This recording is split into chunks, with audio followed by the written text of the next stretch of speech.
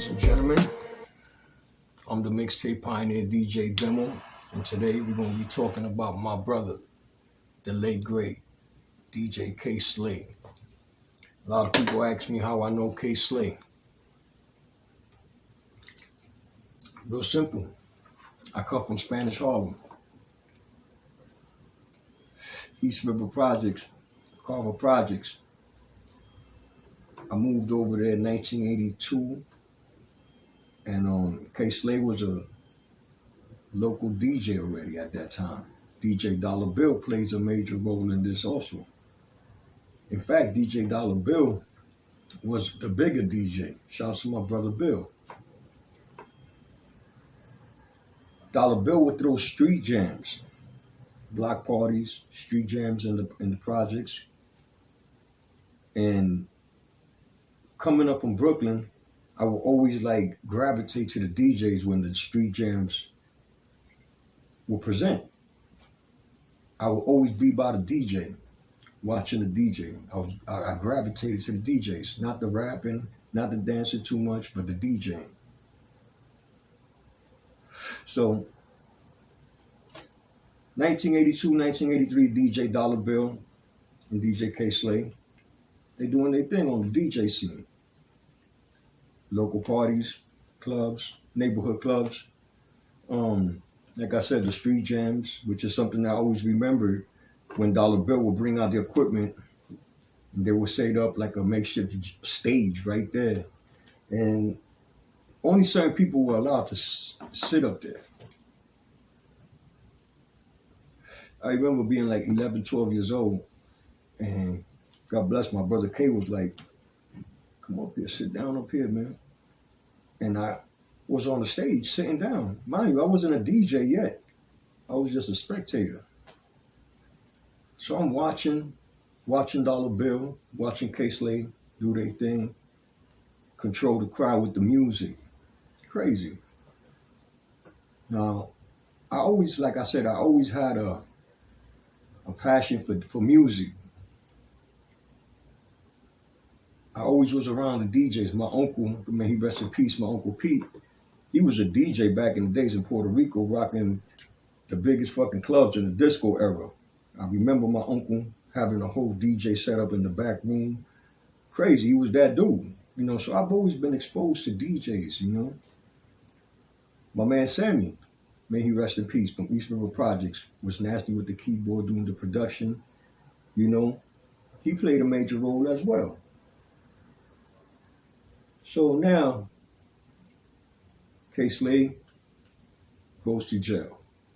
Fast forward to 1993. My brother comes home. I'm doing my thing with the mixtapes. I'm in my lane right now. I bump into Dollar Bill and Kay. They together on 2nd Avenue getting money.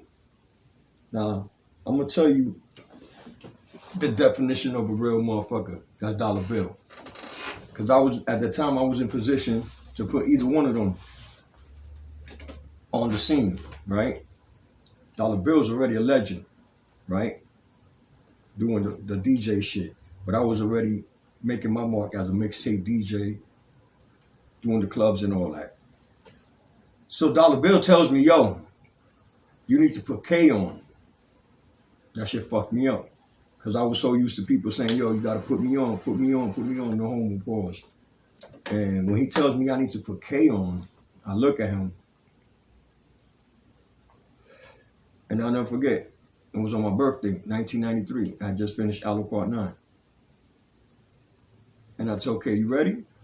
Come on, let's go drop this shit off, go to my crib. He was like, right now? I said, yeah, right now. So we ended up going to my crib. But before we went to my crib, we stopped at Kay's crib. And Kay picked up some records. He was like, can we use these? And I was like, yo, where you get these from? Because they were exclusive. It was shit that I didn't have.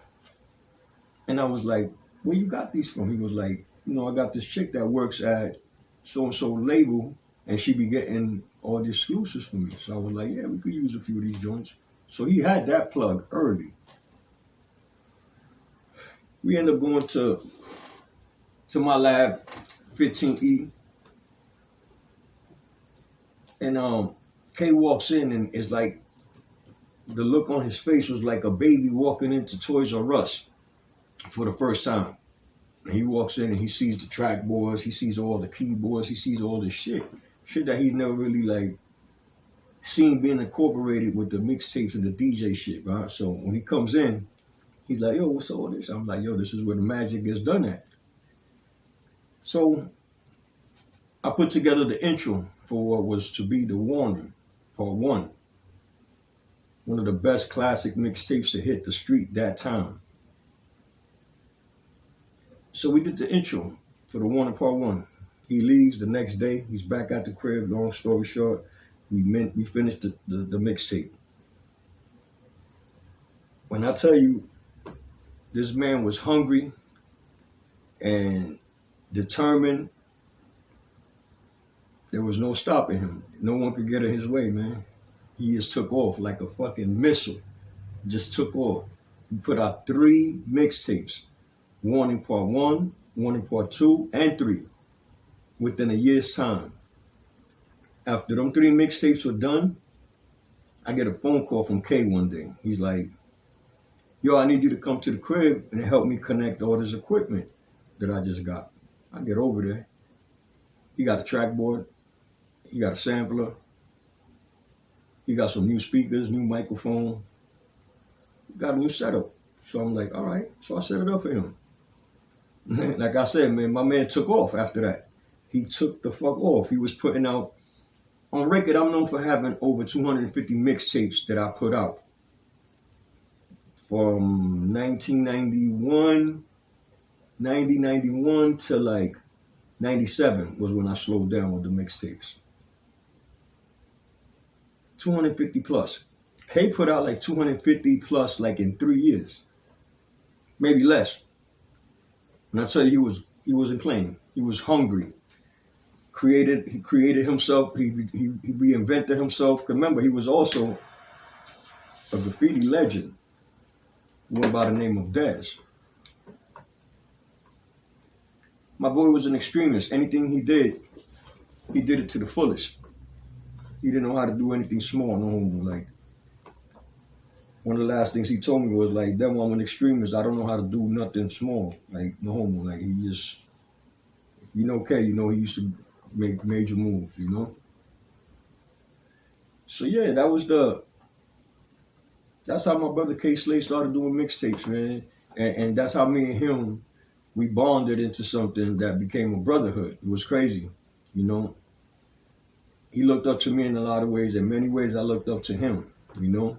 And like the respect that we have for each other, it was obvious. Like, if you see how me and my bro would interact with each other, you seen that it was nothing but love and respect from the beginning to the end, you know. And it's sad that my brother had to end his chapter that way. You know, it's sad, man, because we still had a lot of plans, a lot of things that we were working on, you know.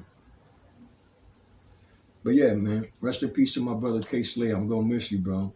And believe one thing, man, we're gonna keep your legacy alive. And I'm gonna be checking on those who ain't. Believe me when I tell you, man, because when my brother was here, a lot of people was riding the coattail. Now that he ain't here, I don't hear nobody mentioning his name. I don't hear nobody saying KaySlay no more. What's going on? You know? But yeah, like I said, it's the Mixtape Pioneer DjDemo. Just a little story I wanted to share with y'all on KaySlay. You know, I hope you guys enjoyed it. You know, to the next one. Peace.